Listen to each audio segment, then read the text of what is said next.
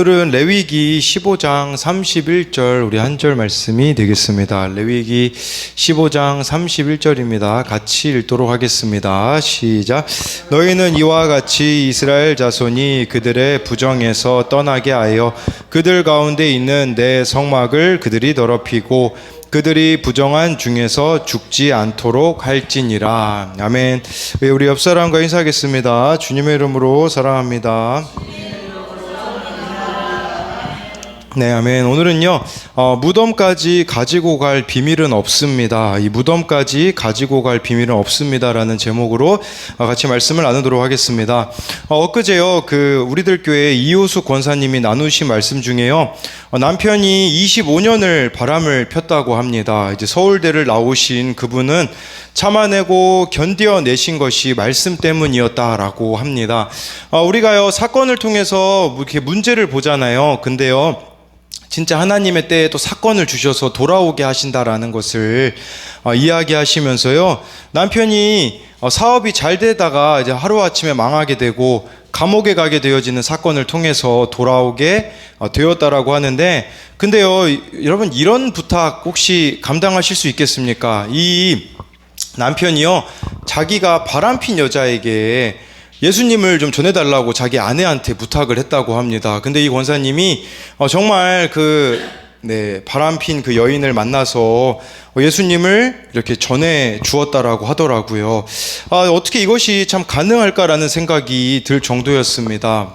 우리들 교회에서 이 목장 모임 중에요, 가장 많이 하는 말 중에 하나가 이거라고 해요.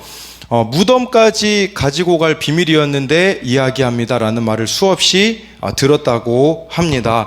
반면에요, 제가 지난 수요일에 우리들 교회 그 목회자 세미나 패널로 저와 소리사모와 참여하지 않았습니까? 그때 어느 목사님의 이야기를 듣게 되었습니다. 그 교회는 이제 오픈을 해도 되는 분위기라고 생각을 해서 어느 그 교회 분이 친한 권사님에게 이야기를 했다고 해요. 자기 남편 장로님이 이렇게 바람 피운 사실을 이야기했는데, 그 교회에 소문이 나가지고요, 다른 장로님들이요, 그 장로님을 교회에서 쫓아내셨다고 합니다.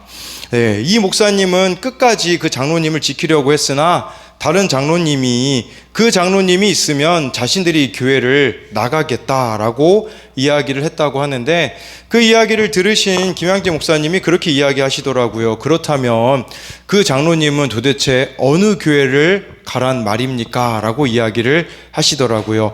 그 교회 담임 목사님이 그런 이야기를 하셨어요. 뭐라고 이야기하셨냐면, 그 장로님 다시 돌아오게 할 거라고, 돌아왔는데 만약에 다른 장로님이 뭐라고 하신다면 자신이 책임이 있으니 자신이 그 교회를 나가는 한이 있어도 돌아오게 하실 것이다 라고 이야기를 하셨습니다. 정말 이렇게 한 영혼을 사랑하는 마음을 저는 느낄 수가 있었습니다. 세상에서는요, 드러날 일이 드러났을 때 회피하고 불행하다고 생각을 합니다. 그렇기 때문에 여러분, 청문회 한번 보십시오.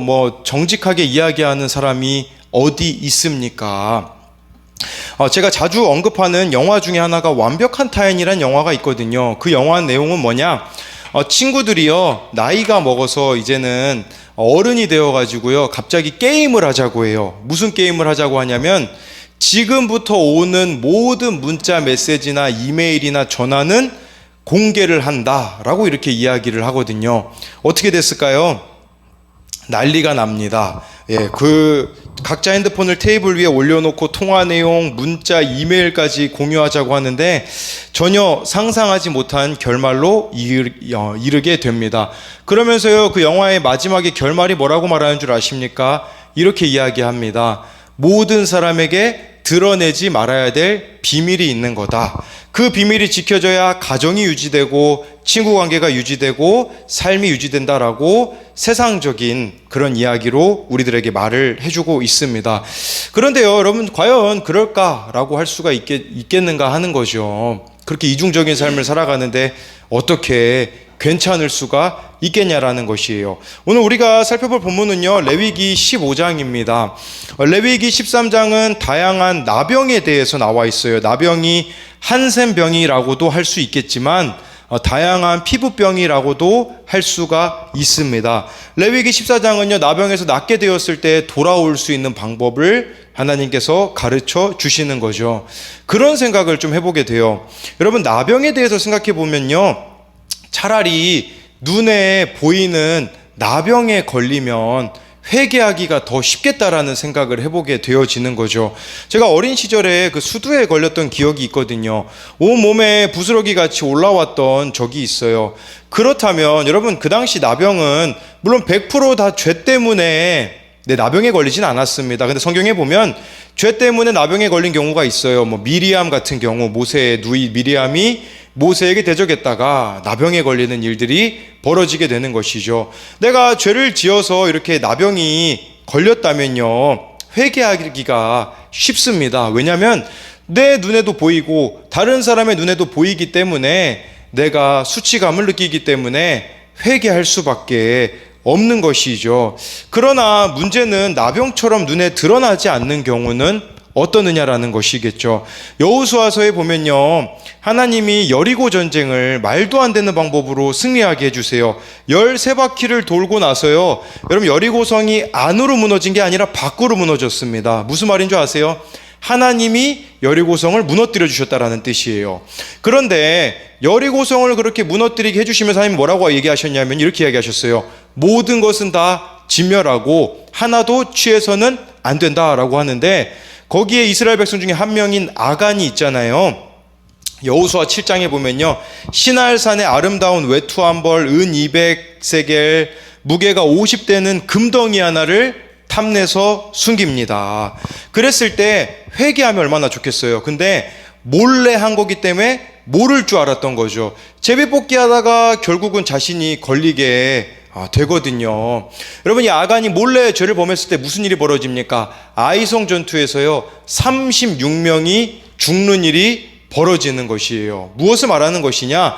몰래 짓고 있는 죄도요, 결코 간과할 수가 없다라는 것이에요. 누군가에게는 영향을 줄 수밖에 없다라는 거죠. 여러분, 우리가 기억해야 되는 것은 죄라는 것은 반드시 누군가에게는 영향을 주는데, 우선은요, 가장 가까운 사람들에게 영향을 준다라는 사실입니다. 어느 전도사님의 설교를 어제 듣는데 그런 이야기를 하시더라고요. 10년 동안 유아부를 섬기셨는데 아이들을 보면 알 수 있는 게 있다고 합니다. 그 아이들이 쓰는 언어를 보면 그 아이의 부모가 어떤 언어를 사용하는지 알 수 있다고 하였습니다.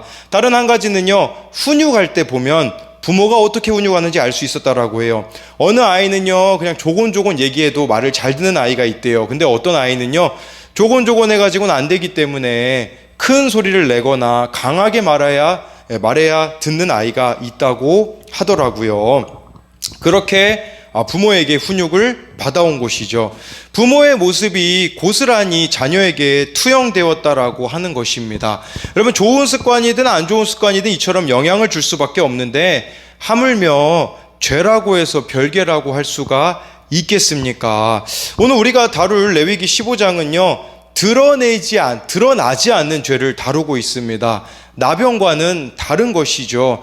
남자의 유출병, 여자의 유출병이 나와 있는데요, 남자의 유출병 같은 경우는 피나 정액이 계속해서 흐르는 것을 말하는 것입니다. 과학적으로 보면 임질과 유사한 증세라고 할 수가 있는 것이죠. 이것은 방탕하고 무분별한 성관계를 통해서 이렇게 생기는 경우들이 있습니다.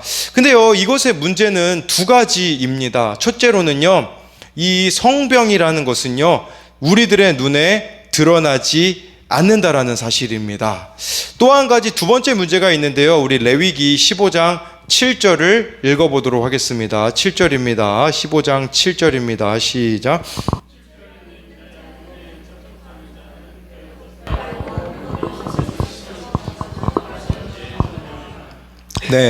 이 유출병에 걸리면요, 모르잖아요, 다른 사람들이요. 근데요, 분명히 말씀해주고 있어요. 유출병 있는 자의 몸에 접촉하는 자는 부정해진다라고 말씀해주고 있는 것이겠죠. 여러분, 이런 관점으로 보자면 우리도 이런 생각을 해봐야 돼요. 나의 가장 가까운 사람이 지금 예수님을 믿고 있지 않다면 나의 모습을 돌아봐야 한다라는 것입니다. 왜냐하면요, 나의 삶에 결론이기 때문입니다. 저에게 있는 두려움은 이거예요. 저 때문에 누군가가 실족하면 어떻게 하나, 저 때문에 누군가가 예수님을 믿지 않으면 어떻게 하나 하는 것입니다. 애찬이가요, 요즘 저한테 이렇게 하는 말이 있어요. 초등학교 1학년인데 친구들 중에 스마트폰을 가지고 있는 아이들이 있으니 자기도 스마트폰을 사달라는 겁니다. 또 닌텐도라는 게임기가 있는 친구가 있어요. 그래서 저보고 닌텐도 게임기도 사달라 이렇게 이야기를 해서요, 예찬이한테 그렇게 얘기해줘요. 예찬아, 아빠는 너를 망치고 싶지 않단다. 그 아이의 부모는 왜 닌텐도와 스마트폰을 사주었을까요? 제가 봤을 때는 너무 바쁘다 보니까 그 아이에게 시간을 보내줄 수 없으니 아마 스마트폰과 닌텐도 게임기로 대신하고 있는 것이죠. 그래서 제가 예찬이한테 그렇게 얘기해 줬어요. 예찬아, 그 친구는 아빠가 너랑 그 친구랑 보내는 시간이 어찌 보면 없기 때문에 그런 걸 사줬을 거란 말이지. 그러면 아빠는 너와 지금 시간을 안 보내니 그럼 아빠가 이제 너랑 놀지 않았으면 좋겠니? 라고 하자 아니라고 이야기를 하더라고요. 그래서 엊그제는 이제 신창까지 예찬이랑 자전거로 2시간에 걸려 이렇게 다녀왔거든요. 예찬이는 아빠인, 제 입으로 말하긴 그렇지만 저를 좋아해요. 그래서 오늘도 학교 데려다 주는데 저보고 할 말이 있다고 창문을 내리라고 해서 창문을 내리니 저한테 그렇게 얘기하더라고요.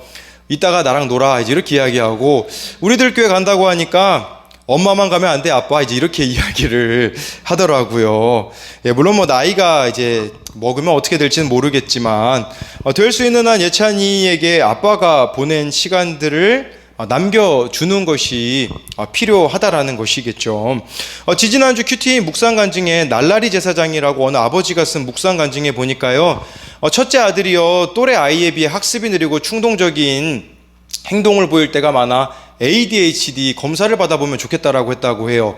근데 이 아버지가 인정이 안 되는 거예요. 아내가 교육을 못 시켰기 때문이다 라고 해서 검사를 받아보니, 알고 보니 아빠의 역할이, 몸으로 놀아주는 아빠의 역할이 후천적으로 성장을 발달시키는 데는 도움이 된다라는 진단이 나왔기 때문에 결국 아버지가 자기의 잘못임을 인정하게 되었다라는 것이에요. 무엇을 이야기하고자 하는 거냐면, 자녀의 모습을 보며 나의 모습을 보자라는 것이죠. 여러분, 자녀의 모습을 보면서 너는 왜 그래가 아니라 내 탓이요 라고 외칠 수 있다면, 진심으로, 그렇다면 변화되어질 수 있지 않겠습니까? 문제는요, 이런 우리에게 내 탓이요가 쉽게 나오지 않는다라는 사실이에요. 지금 자녀뿐 아니라 가장 가까운 사람이 변화되지 않는 것은 내 탓이요 라고 외쳐야 되는데 그게 인정이 잘 되지 않는다라는 거죠. 월요일에 예찬이랑 자전거 타고 가는데, 예찬이가요, 이제 두발 자전거를 잘 타요. 근데 그날 이제 캡모자를 쓰고 너무 더워가지고 선글라스를 꼈는데 얘가 좀 교만했어요. 이제 자전거를 타다가 한 손으로 자기가 선글라스를 고쳐 쓸 수 있을 거라고 생각을 해서 한 손을 놔버리고 오른손을 이렇게 자전거의 핸들을 잡고서는 가다가 자전거가 막 심하게 흔들려가지고요, 오른쪽 브레이크를 세게 잡았거든요. 오른쪽 브레이크는 앞브레이크입니다. 그러다 보니까 얘가 한 바퀴 굴르고서는 옆에 있던 돌에 이제 넘어진 거죠. 머리에서 막 피가 이렇게 막 흐르기 시작하더라고요.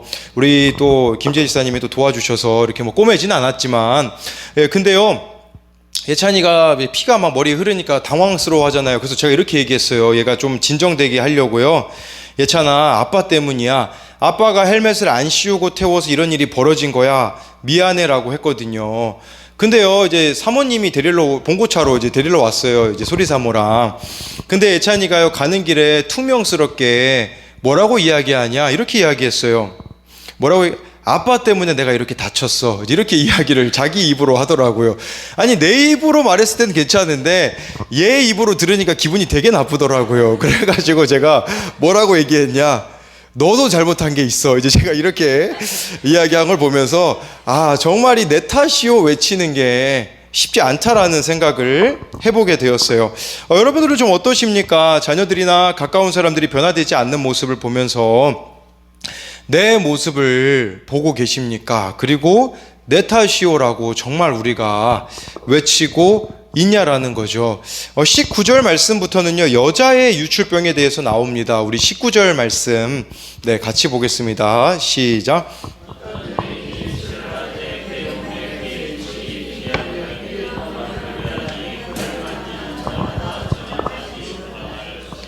네, 여자의 유출병 같은 경우는요, 생리거나 혈루병을 뜻하기도 합니다. 이것도 동일하게요, 이런 여자에게 접촉하는 자에게는요, 부정해진다라고 말씀해주고 있어요. 그렇다면 하나님이 왜 굳이 레위기에 남자의 유출병, 여자의 유출병에 대해서 기록하라고 하셨을까요? 우리에게 주시는 메시지가 있는 거예요. 그것은 뭐냐면, 나병과 같이 드러나는 죄도 고백해야 되지만 유출병과 같이 은밀하게 짓고 있는 죄도 드러내야 한다라는 것이에요. 아까 우리가 본문으로 읽은 내용이 딱 그 내용이거든요. 31절 말씀이 어떤 의미냐? 내가 너희들과 항상 함께하고 있기 때문에 너희들은 혼자가 아니기에 혼자 있을 때에도 내 앞에서 정직해야 된다라는 의미죠. 그럼 마틴 루터가 종교개혁을 일으키지 않았습니까? 인생의 말년에 종교개혁 일으킨 거 후회한 거 아십니까? 모르실 거예요. 왜 그러냐면요, 왜 마틴 루터가 나중에는요 설교하기도 싫어했습니다.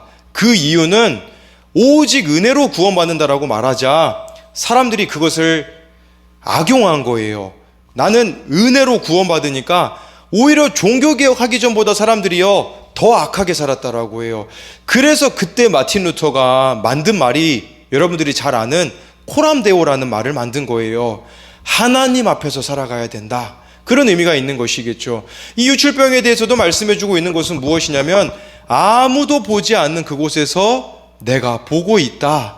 은밀한 죄 다 내가 보고 있으니 정직해야 된다라고 말씀해주고 있는 것이에요. 근데 우리가 이거 왜 못 드러냅니까? 그것을 드러내면요 끝이라고 생각해요. 내 인생이 끝나고 가정이 깨지고 모든 것이 다 산산조각 날 거라고 생각을 합니다. 그런데요, 하나님께서 그걸 드러내셨을 때 끝이 아니라고 말씀해 주세요. 우리 29절 30절 말씀 읽어보도록 하겠습니다. 레위기 15장 29, 30절입니다. 시작.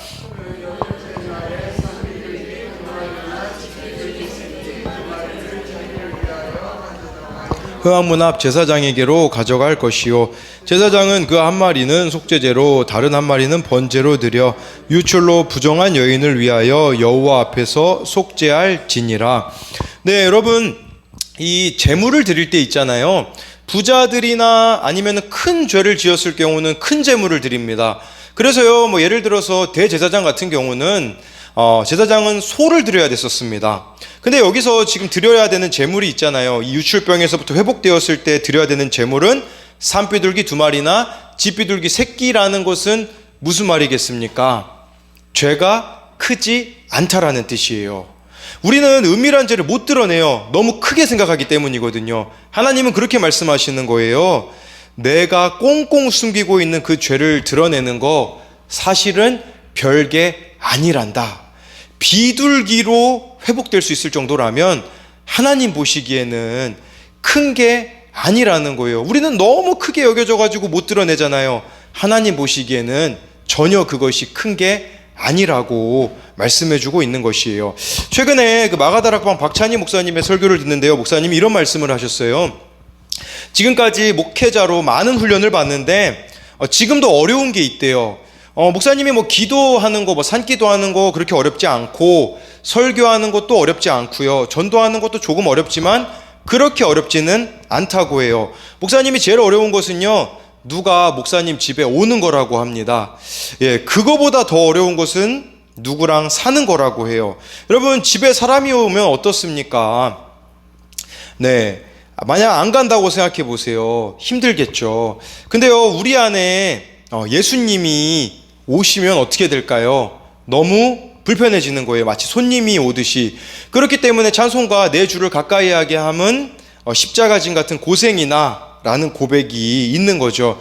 예수님이 내 안에 오시면요, 하나부터 10까지 불편해져야 정상입니다. 예수님이 그런 말씀하시잖아요. 요한계시록에 내가 문 밖에 서서 두드리노니 문을 열면 들어가 그와 더불어 먹는다고 했거든요.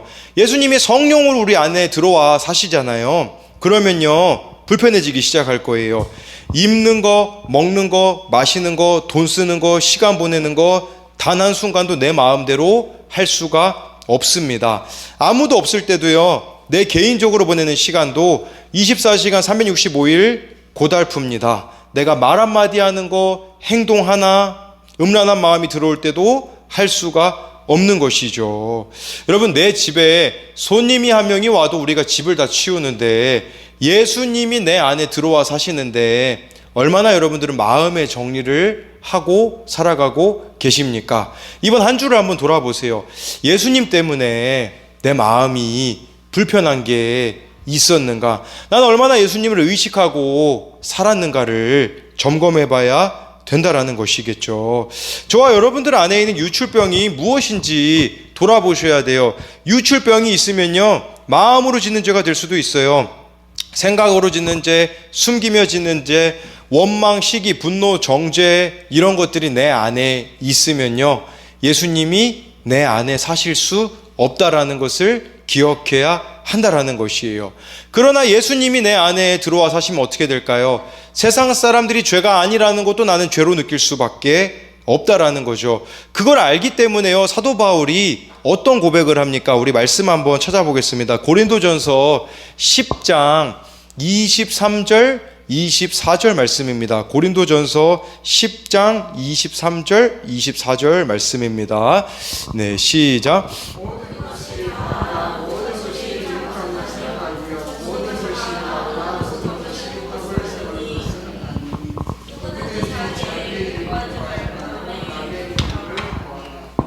네, 이 말씀은 그런 의미예요. 모든 것을 할 수 있는 자유가 주어졌으나 그 모든 것이 유익한 게 아니다라고 말해주고 있어요. 근데 이거를 좀 더 번역을 잘해놓은 성경이 있더라고요. 메시지 성경에는요, 이렇게 나와 있습니다. 여러분은 한 면만 보고 이렇게 말할지도 모르겠습니다. 뭐든지 괜찮아. 하나님은 한없이 관대하고 은혜로우시잖아. 그러니 우리가 무슨 일을 할 때마다 그분의 기준을 통과할지 일일이 따져보거나 조사하지 않아도 되라고 말입니다. 그러나 무사히 잘 빠져나가는 것이 핵심이 아닙니다. 우리가 제대로 살아야 하겠지만 무엇보다 우리가 노력을 기울여야 할 것은 다른 사람들이 제대로 살도록 돕는 일입니다 라고 해주고 있어요. 우리 그런 생각 가진 것 같아요. 하나님 관대하시잖아, 은혜로우시잖아, 그러니까 내 마음대로 해도 돼, 그리고 회개 한번 찍 하면 돼 라고 생각한다 라고 할 수가 있겠지만, 그러나 진짜 주님의 사랑을 안다면요, 그런 생각은 조차도 할 수가 없는 것을 저와 여러분들이 기억해야 된다라는 거예요. 세상 사람들은 죄가 아니라고 말해요. 근데요, 내 안에는 그게 불편함으로 다가오는 것이죠. 예, 여러분, 그러니까 그것도 기억해야 되시는 거죠. 하나님이 우리의 죄의 모습까지도 보고 계시지만 하나님을 위해서 내가 헌신하는 거, 하나님을 위해서 내가 포기하는 거, 하나님을 위하여서 눈물 흘리며 어려운 적용하는 거 우리 주님이 보고 계시다라는 것입니다. 제가 오늘 이 자리에서 좀 마지막으로 이야기 드리려고 하는 것은 청년부 큐티 나눔방에는 올리지 않았는데요, 저도 한번 고민해 봤어요. 나의 유출병은 무엇이 있을까? 새벽 예배 때 제 자신이 좀 되게 부끄럽더라고요. 오늘 왜 그러냐면, 지난주에 제가 우리 교회 성도님이 이제 운영하시는 미용실에 가서 머리카락을 잘랐잖아요.